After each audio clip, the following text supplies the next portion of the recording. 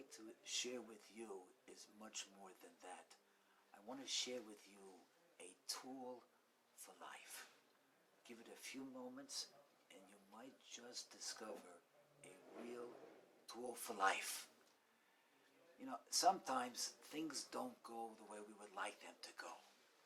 We had hoped for something and we're disappointed. We were working on a certain relationship. We were hoping we would get a positive response, and we got a negative response. We applied for a job, a position that we needed, and we were rejected. Or we just trying any kind of goal, something that we really wanted to accomplish, and it didn't work out. There are two possible responses to such a situation. Either you can say, that's terrible, I'm disappointed. I can be angry, and I can be perhaps just depressed. Right? Or, that's one response. The second response is, listen, if this was really the best thing for me, Hashem knows that. Hashem knows that. Hashem loves me more than a father can love a child. His love for child is infinite, but Hashem is Hashem. He loves us more than a father can love a child. And if it would be good for me, then it would have happened. And if it didn't happen, then it must mean that it's not good for me. Or there's some kind of cheshbon, some kind of calculation that it's not meant to be, that ultimately, maybe not now, but ultimately will be good for me. Gamzu Latova. If I really believe and I really know that it's from Hashem, Gamzu Latova. So there's two ways of responding. Anger and depression is not a healthy way to respond. It's not what we are meant to be. We have to be besimcha, we have to be happy. How can we be happy if we're angry or depressed? The correct way, the better response is if we really, really, sincerely believe that it's Gamzu Latova, that it's really for our ultimate benefit, even though that we can't perceive what that is now. I want to tell you, I saw in this very interesting Sefer Kedai to read, some very beautiful stories. As soon as I find it, The Spark Within by Rabbi Yechiel Spiro. The Spark Within. So he writes about a fellow who had to go raise money to the States. I empathize with him. He had to go raise money to the States. He had to raise something like $25,000. That's not so bad. For his kollel, whatever it might be here in Israel. And he also was a little bit in debt himself, right? But before he left, he was a little bit, it's not easy to go on a trip and you're uncertain, are you going to be successful and where to try first, and you're leaving your home and it's not pashut. I can empathize. So a friend of his gave him an eitzah. He says, it says in Hallel,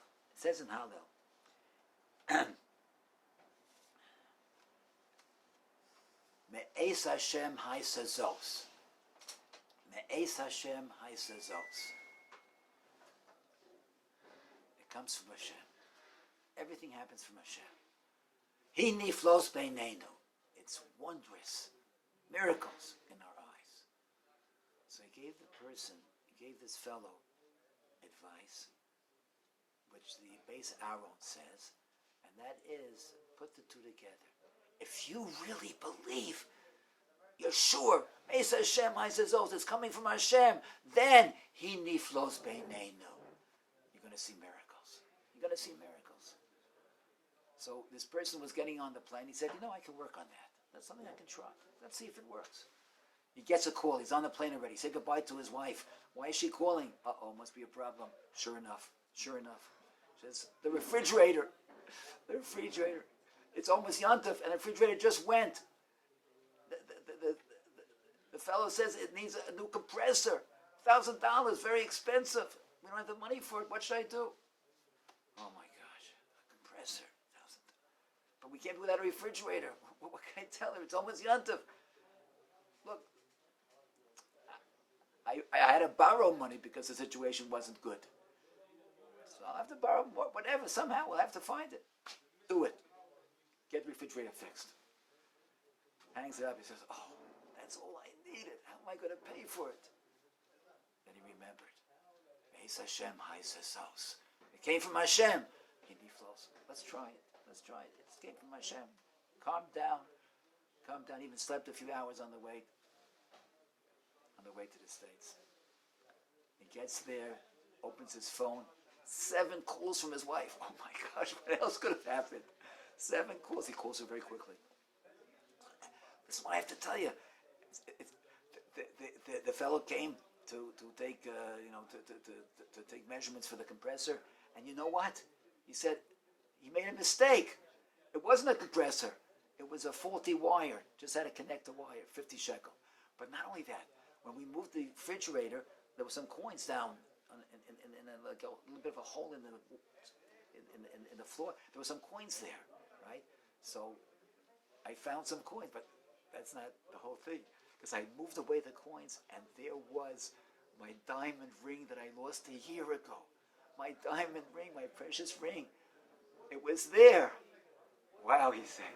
Beis Hashem haisazos. Hindi flows b'einenu. Beis Hashem haisazos. Yeah. So I want to tell you something else. Very often, right, what we think is the worst possible scenario is really the best.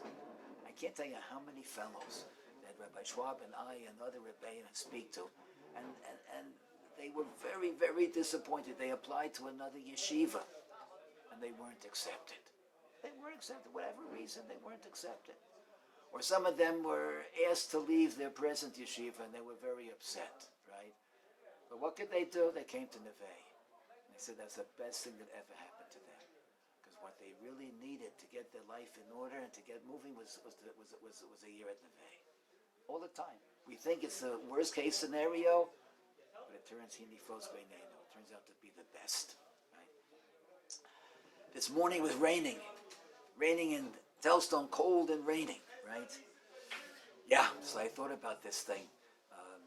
Oh my gosh, I can't remember the sefer. I'll have to put it on another time. But there was somebody who was at the Kosel. I love to go to the Kosel because I always see at the Kosel the most amazing achdus. You have people from all walks of life. You have people with the kippah sruga. You have people with the yeshiva shahat. You have people with Hamburg or with a Hasidic shahat, right?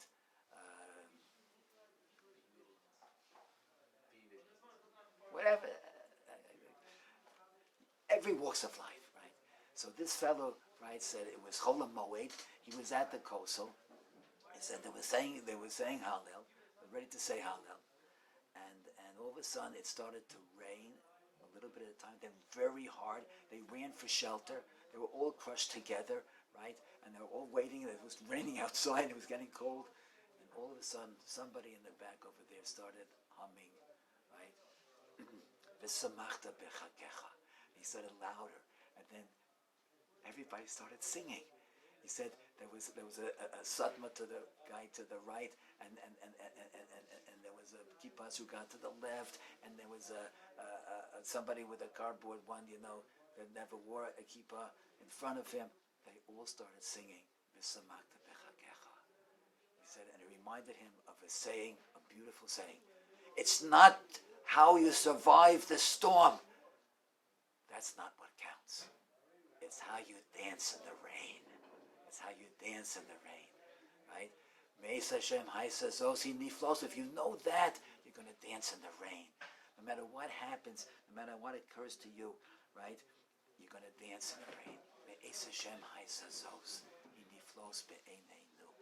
And that is a tool for life. We have disappointments. We have things which we hope would work out, and we don't understand why it doesn't work out. But if we know it's from Hashem, we know it's for our own ultimate benefit, we can really take ourselves and dance in the rain. So let's try it out. Let's try it out. Let's try to dance in the rain.